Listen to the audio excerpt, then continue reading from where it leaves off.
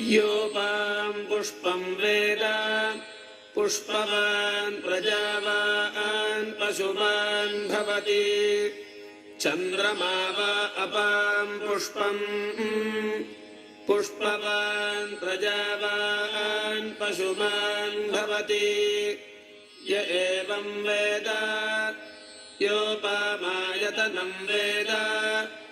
आयतनवान् भवति अग्निर्वा अपामायतनम् आयतनवान् भवति यो अग्निरायतनं वेद आयतनवान् भवति आपो वा अग्निरायतनम् आयतनवान् भवति य एवं वेद योपामायतनं वेद आयतनवान् भवति वायुर्वा अपामायतनम् आयतनवान् भवति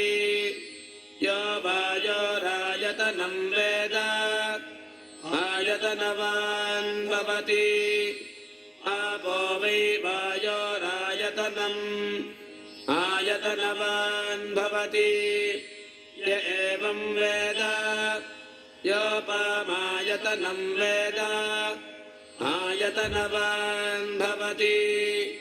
असौ वै तपन्नपामायतनम् आयतनवान् भवति यो मुष्यतपत आयतनं वेद आयतनवान् भवति आपो वा अमुष्यतपत आयतनम् आयतनवान् भवति य एवं वेद योपामायतनं वेद आयतनवान् भवति चन्द्रमा वा अपामायतनम् आयतनवान् भवति यश्चन्द्रमस आयतनं वेद आयतनवान् भवति आपो वै चन्द्रमस आयतनम् आयतनवान् भवति य एवं वेद योपामायतनं वेद आयतनवान् भवति नक्षत्राणि वा अपामायतनम् आयतनवान् भवति यो नक्षत्राणामायतनं वेद आयतनवान् भवति आपो वै नक्षत्राणामायतनम् आयतनवान् भवति य एवं वेद योपामायतनं वेद आयतनवान् भवति पर्जन्यो वा अपामायतनम् आयतनवान् भवति यः पर्जन्यस्यायतनं वेद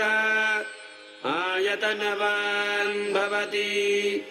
आपो वै पर्जन्यस्यायतनम् आयतनवान् भवति य एवं वेद योपामायतनं वेद आयतनवान् भवति संवत्सरो वा